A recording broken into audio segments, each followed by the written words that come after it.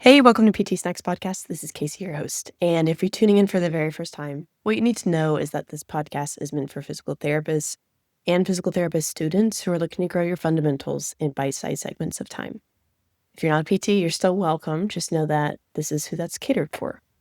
Now, for today's episode, we're going to be talking about distal bicep tendon ruptures, which is not the most common thing in the world, but helpful in case somebody walks into your clinic with some of these symptoms to know, okay, is this someone that maybe needs surgery? Do they have this? Can they be treated conservatively? All that kind of stuff. So when we are talking about distal biceps tendon rupture, again, this is something that's relatively uncommon, but it is something that can have some classic presentation features that make it pretty important to be able to recognize quickly. Because for some patients who have this, surgery might be the best answer for them. If you work with athletes, manual laborers, or active adults, chances are you'll maybe eventually see one.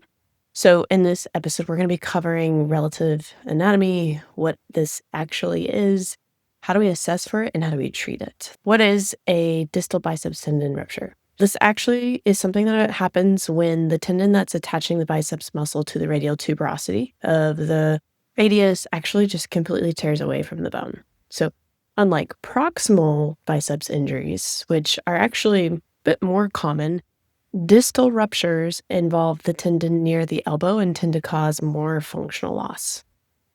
So something to keep in mind if someone walks in with this condition in your clinic. Usually it's going to happen with some sort of sudden eccentric load when the elbow is forced into extension while the biceps is actively contracting. So think of situations kind of like trying to catch a falling object, deadlifting, or heavy curls can be involved.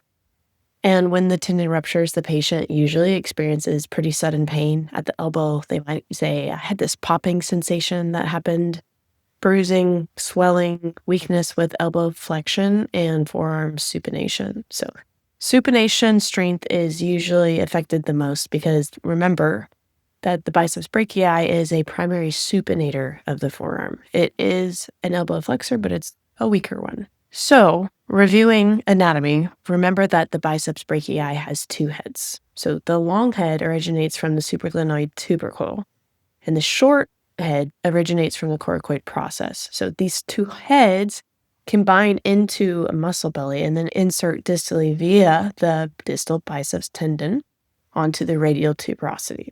So functionally, the biceps contributes to forearm supination as the primary role, and then elbow flexion secondly.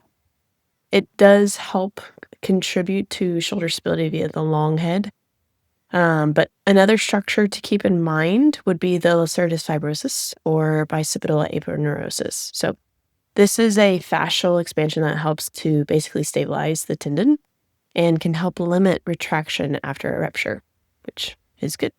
So clinically, this matters because if the Lacertus fibrosus is intact, tends to have less tendon retraction. If it's torn, the tendon usually retracts proximally and surgical repair becomes a bit harder. So in terms of risk factors for who could get this, some risk factors increase the likeliness of a distal biceps rupture. So biggest risk factors include things like age. Most injuries happen between 35 to 54 years old. It's more common in men, as in like 95% of cases occur in men. For smokers, nicotine impacts tendon vascularity and healing quite a bit. So someone's a smoker, it's not as great for tissue healing as if they were a non-smoker. And then higher BMI and obesity are also associated with tendon degeneration, as well as repetitive loading or overuse, especially if there's a lot of heavy lifting. Medication can have a play here, like corticosteroids, anabolic steroids, certain antibiotics like fluoroquinolones. Degenerative changes plus sudden force are usually what ultimately lead to rupture. So who gets this? Well, the classic patient profile is going to be a middle-aged male performing heavy physical activity. For example, our weightlifters, our manual laborers, mechanics, firefighters, recreational athletes. In a lot of cases, the injury occurs in the dominant arm. Overall incidence is low, roughly 2 to 5 cases per 100,000 people in a year. So it does make it pretty uncommon in the general population, but in an orthopedic or sports setting, it shows up a little bit more frequently. So let's say this patient's walking to our clinic and we're trying to figure out what's going on here.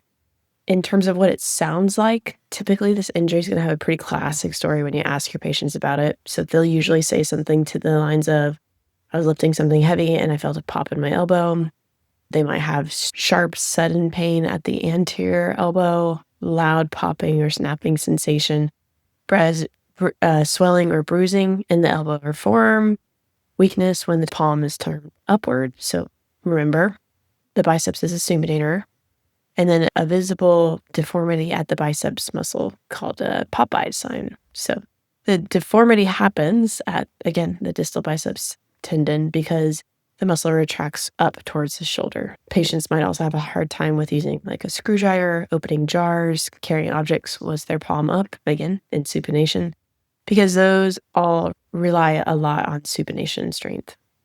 Now, something to keep in mind when you are assessing these patients is not necessarily assuming immediately, I know they have a distal biceps tendon rupture, but to have some differentials in mind so that when you're examining, you're not necessarily biased. Some include a distal biceps tendinopathy. Difference there is the tendon's attached versus not. It's painful, but no rupture, right? You could have a brachialis strain, so they could have pain with elbow flexion, but preserved supination strength. A partial distal biceps tear, so often a lot harder to detect clinically, especially if there's a trauma involved. Elbow flexor strain, it's more of a muscular injury rather than a tendon rupture, and that's why, again, a careful exam is important. And then when we're moving into our exam to actually test for this, we're looking at history, observation. Do they have any bruising in the antecubital fossa? Is there a loss of distal tendon contour? Proximal biceps bulge? And then physical tests.